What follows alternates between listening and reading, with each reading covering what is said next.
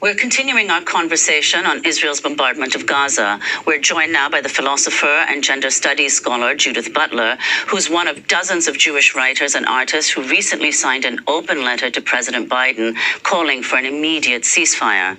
Judith Butler is the author of numerous books, including The Force of Nonviolence, An Ethico-Political Bind, and Parting Ways, Jewishness and the Critique of Zionism. Their recent piece for the London Review of Books is headlined The Compass of Mourning.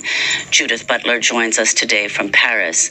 They are distinguished professor in the graduate school at the University of Berkeley and the Hannah Arendt Chair at the European Graduate School. They're also on the advisory board of the Jewish Voice for Peace. Welcome to Democracy Now!, Professor Butler. If you could respond, we were just speaking to Dr. Ashrawi, who said that Palestinians have, quote, been refused the recognition of our own humanity and rights. You've written extensively on the way in which different lives are valued differently. Yes, well, let me simply say that everyone on this show who you have interviewed in Palestine has used the word genocide. And I think we need to take this word quite seriously because it does describe the situation in which a population is targeted, not just the military part, but the civilian part, and bombarded, dislocated forcibly, and plans are being made for relocation or the absolute razing of Gaza itself. So, as you know, there are legal groups like the Center for Constitutional Rights that has published a 40-page study on why it is correct to call what is happening to Palestinians now genocide.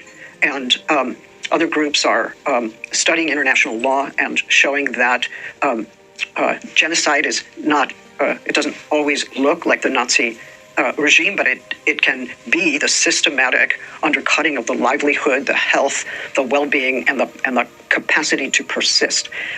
This is exactly what is happening. Why it is that the U.S. media, for the most part, and the U.S. government has decided to be complicit with genocidal crimes, a major question. It is an alarming fact, and Hanan Ashrawi is right to say that it's not just that they're giving ideological support or spin doctors to say that Israeli genocidal violence is justified. They are actually giving weapons and support and counsel in order to effect this genocidal set of policies. So as far as I'm concerned, the Palestinians have been labeled as ungrievable. That is to say, they're not a group of people whose lives are being considered as worthy of value, of persisting, of flourishing in this world. If they are lost, it is not considered to be a true loss because they are not just less than human, surely that, but not just less than human, but a threat to what the idea of the human is that is being defended by Zionist politics shared by Israel and the U.S. and many Western powers. So I think once we see these caricatures taking hold in public discourse, all Palestinians are Hamas, or Hamas is terrorist rather than, say, an armed resistance struggle, or Israeli violence is morally justified, and Palestinian violence is barbaric. Well, why wouldn't it be right to describe the bombardment of people in their homes and in their hospitals and in their schools, or as they are fleeing according to Israeli directives? Why isn't that barbaric? I mean, what we are seeing is not just the killing of Palestinian civilian lives as a casualty of war, a kind of byproduct. These civilians are targeted. So the targeting of civilians who belong to a particular group, ethnic, racially defined, that is a genocidal practice. That is what we are seeing. And we should all be standing up and objecting and calling for an end to genocide. It's true. I signed several petitions, one of which calls for an immediate ceasefire. That's the minimum.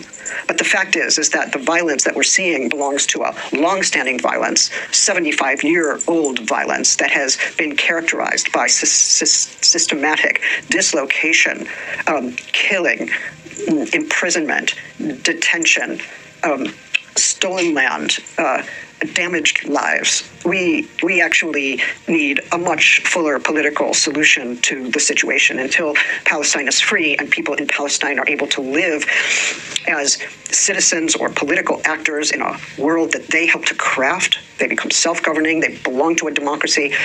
We will continue to see violence. We will continue to see this structural violence producing this kind of resistance. So I hope we don't, in the end, put a Band-Aid. Yeah. Let me ask you, the Israeli Please. politician Moshe Feiglin called for a Dresden on Gaza, referring to the World War II firebombing of the German city of Dresden, killing some 25,000 Yes. people, a storm of fire in all of Gaza. Naftali Bennett, the former prime minister, when asked about the killing of Israeli civilians of more than 1,400 people on October 7th, responded to the Sky anchor saying, "Are you seriously talking about Palestinian civilians?" Well, I think that one of the problems is that Palestinian civilians are not recognized as such. In other words, when you've accomplished rhetorically and through the media the identification of Palestine with terrorism and all Palestinians with terrorism, barbarism, and animality, then there are no civilians in the imaginary of those who are doing violence to them. We want to That's false, and it has to be opposed. We want to thank you for being with us. We're going to continue with part 2 of our discussion and post it at democracynow.org.